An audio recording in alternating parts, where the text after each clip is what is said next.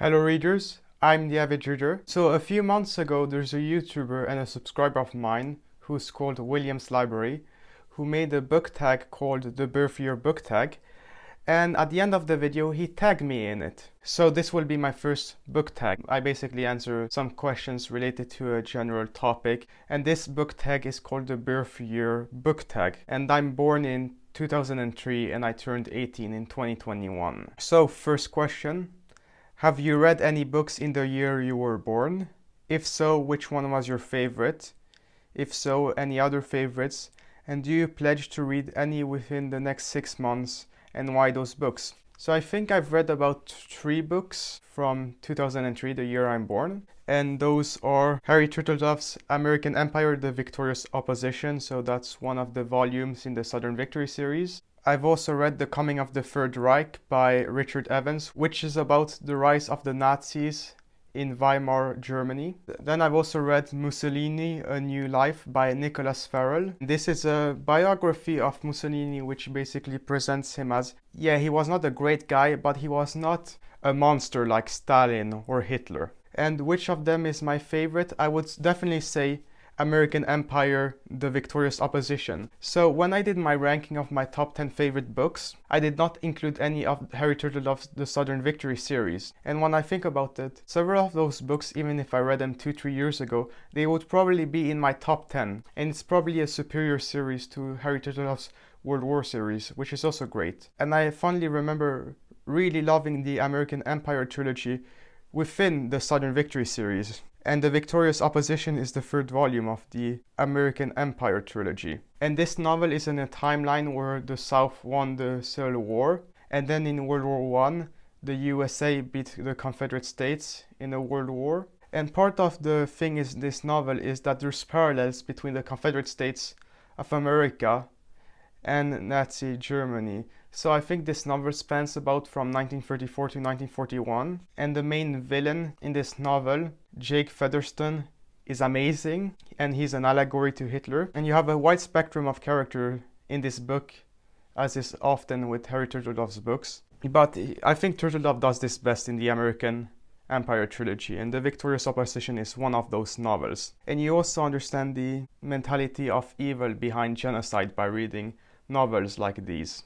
And you get a wide range of characters, so working class, upper class, middle class, different professions, ex-soldiers, women, blacks, whites, men, officers. So yeah, this is definitely my favorite of the books published in 2003. After that, I would say I liked Mussolini's A New Life by Nicholas Farrell, which offered an interesting perspective on Mussolini. Maybe he's presented too much in a positive light in this book. By reading this book, you understand that there was basically no anti-Semitism in Italy, really, and that the policies of fascist Italy were much more pragmatic and much less ideological than what Nazi Germany did.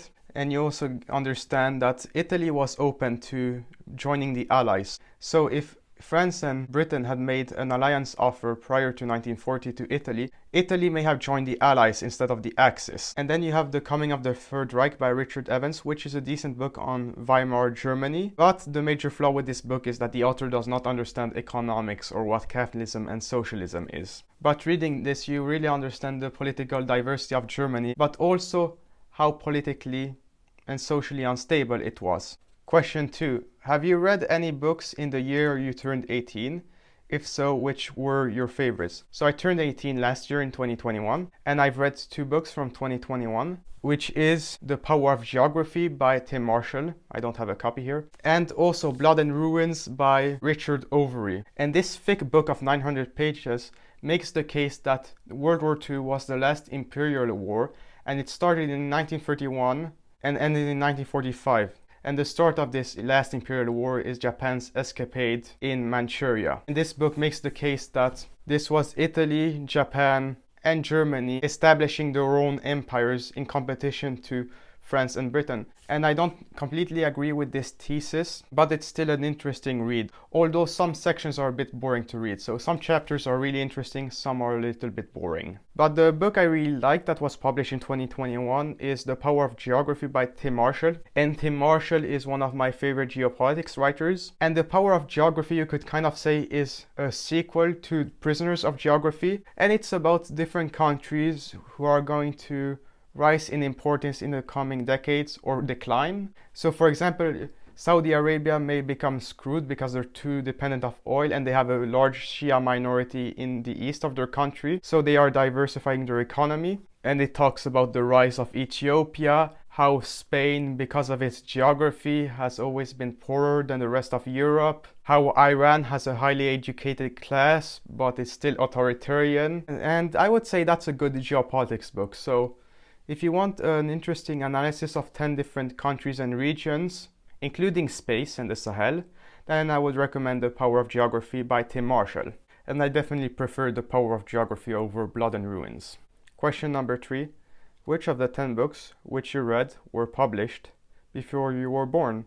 Do you prefer them to the newer ones? So in the past 10 books I've read, 3 of them were published before I was born in 2003. And those books are Do Androids Dream of Electric Sheep, colloquially known as Blade Runner by Philip K. Dick, which is published in the 60s. Capitalism, Socialism and Democracy, published by Joseph Schumpeter in the 1940s. And then Shadowplay by Tim Marshall, which was published in 2002. And I'd say no, I don't necessarily prefer books that were published before I was born. The exception to the rule is Do Androids Dream of Electric Sheep. This may be my 4th favorite book, but older books have a tendency to be written in a much more dry way, I would say. So reading an economics book published post 2003 is much more fun than reading something by Joseph Schumpeter, which has a dry analysis of capitalism and socialism. And older books may be interesting, but they're less fun to read.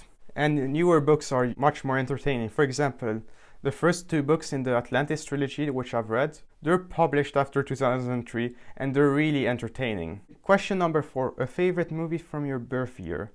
If so, why that one? So I can't really think of a favorite movie I really liked from 2003. The only movie I can think of that I kind of like is Terminator 3, which is an okay Terminator movie, but no, I can't really think of anything published in the year I was born that's a really good movie.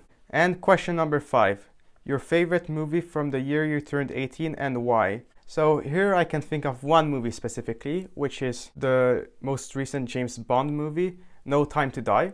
And I've seen pretty much all the James Bond movies. And I don't like Daniel Craig as a James Bond. I really dislike Casino Royale. And then the progressing movies, they're mediocre, but they get better and better. And the one good Daniel Craig movie, I would say, is No Time to Die, the final one that he's in. And there's a lot of fun action and plot twists in that movie. And the ending is heartbreaking, but really good. Although even that movie isn't that great. I mean, the new 007 is a really annoying character. But overall, it's still a good movie. So my favorite movie in 2021 is No Time to Die. And those are the 5 questions from the birth year book tag answered. And I'm supposed to tag 3 people in the end of the book tag. So I'm gonna tag Bookish Drummer, Mike's Book Reviews, and Dave Reads King. And these are all YouTube channels that have made Stephen King related content I really like. So you can go check them out. And thank you to Williams Library for giving me the idea to make this. Anyways, I'm the Avid Reader and I will see you readers next time.